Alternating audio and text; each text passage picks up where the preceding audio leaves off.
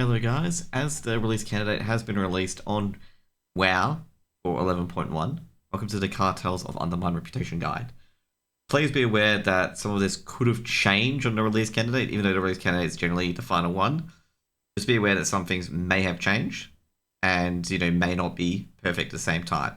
This is what I've done after hours and hours of experiencing on the PTR and thoroughly testing some of the outputs on the PTR as well.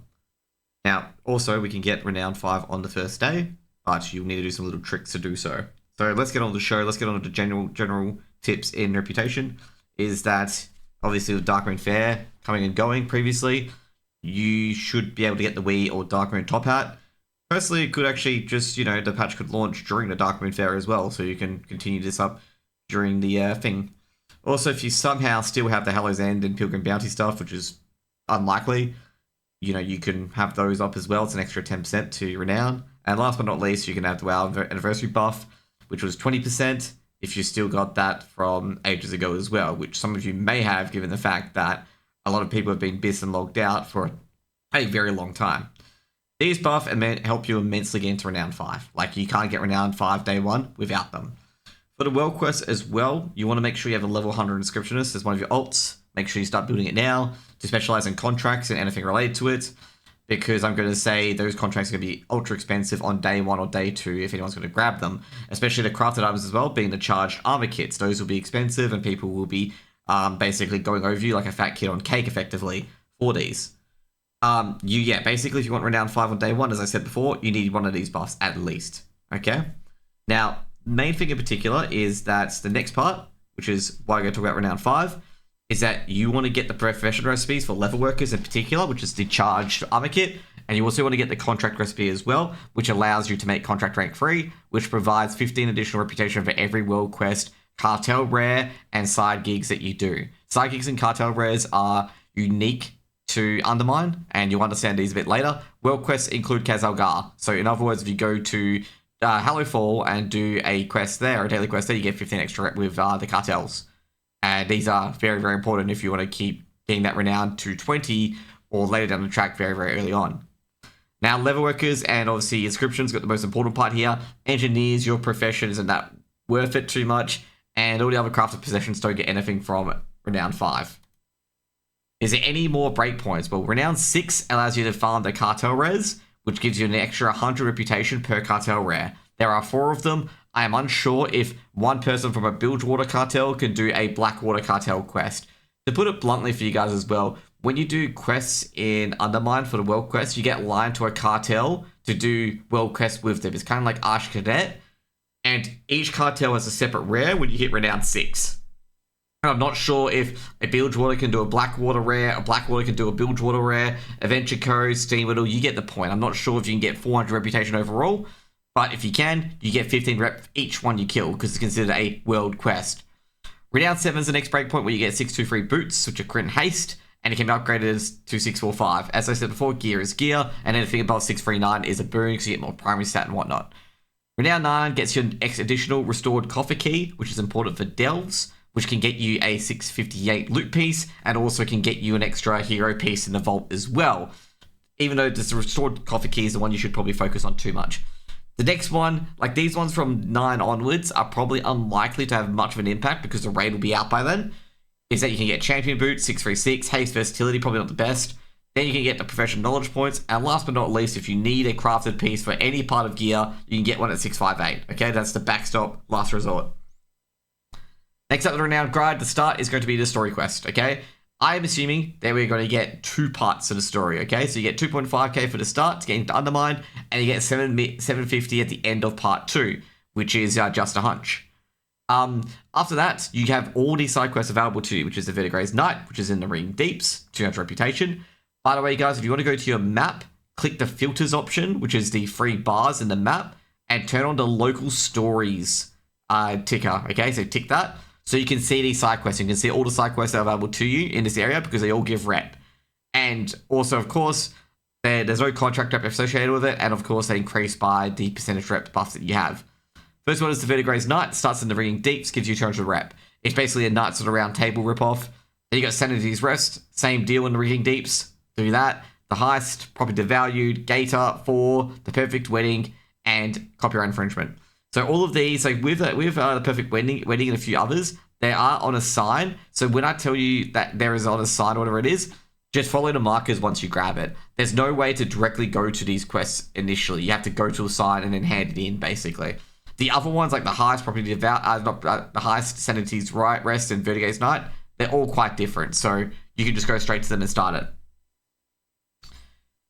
So the next one is there's quests to do to Dells. So obviously, as you can see here, there's Expedition Site 9 and Side Street Sluice. You got the chords there. You can go straight to them. You can also see them on the map as well.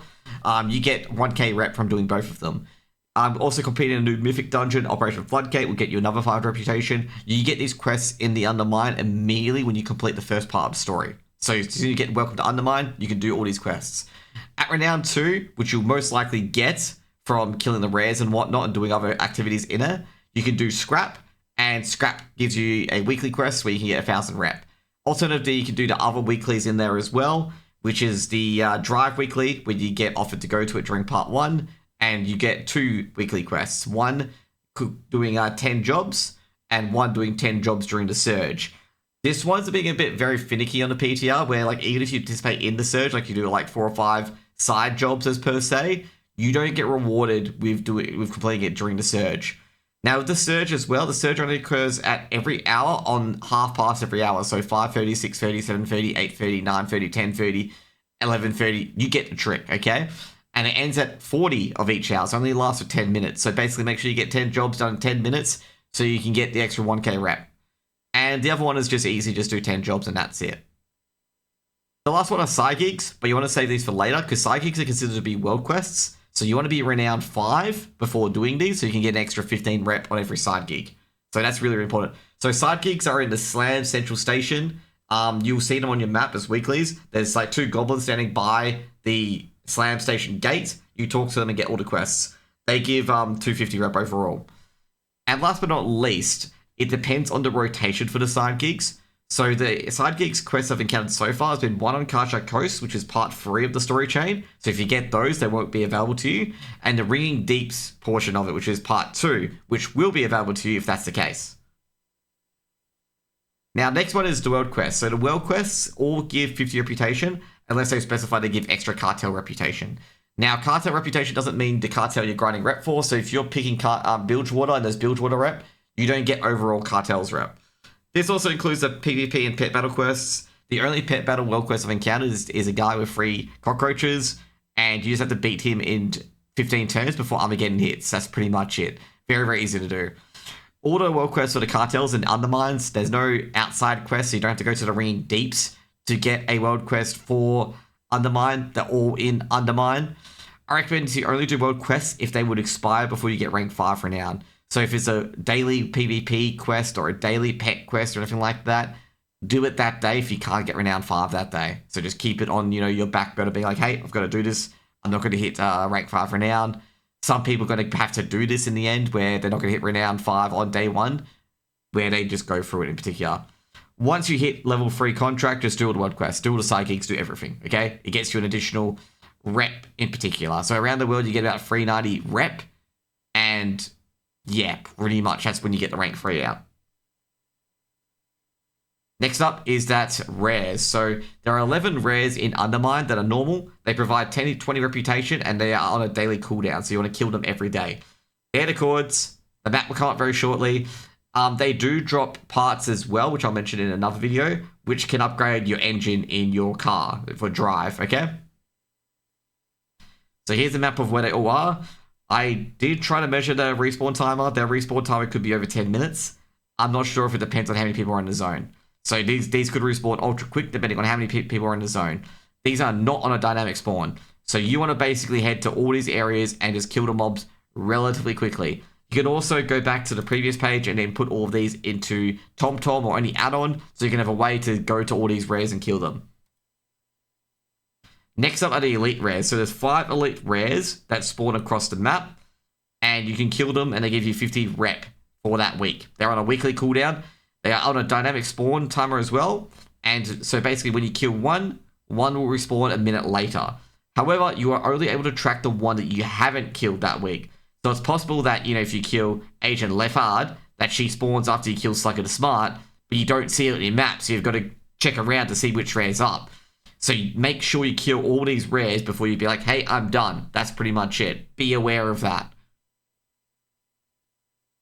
So here they all are on the map. So if you do have that scenario where you can't track any, you can go to these areas to see where they're at, basically.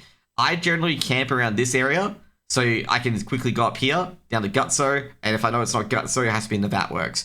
This area is the best because you can also take a quick look here, and you're the closest to 3 of these easily. Next up are the Renown 6 quests, okay? So obviously we're going a bit beyond Renown 5, we're going to the Renown 6. So at Renown 6, you get the elite cartel rares. So every single cartel has a specific rare or a specific event that they can start up. They provide 100 reputation and they're considered a world quest, which means your contract works with it as well.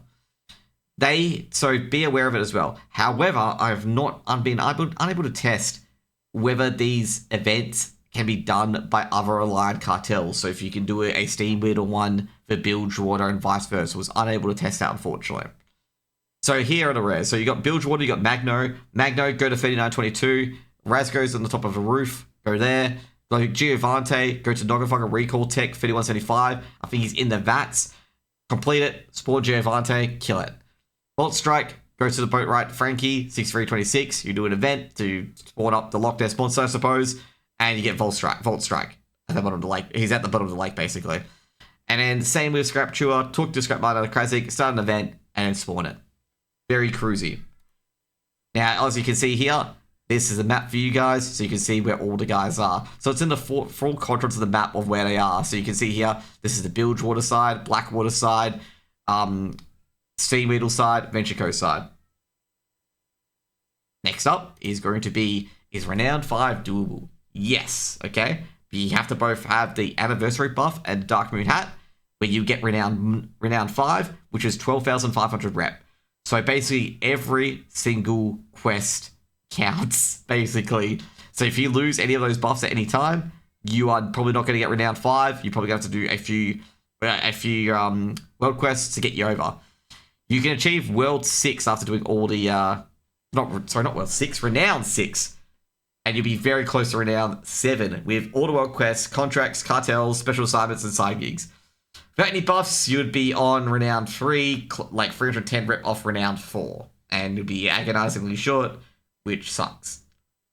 And this is only an assumption that we get up to part 2 of the story. If we go beyond part 2 of the story, you just basically add 1.5k in a couple of side quests, and it could be doable for you as well.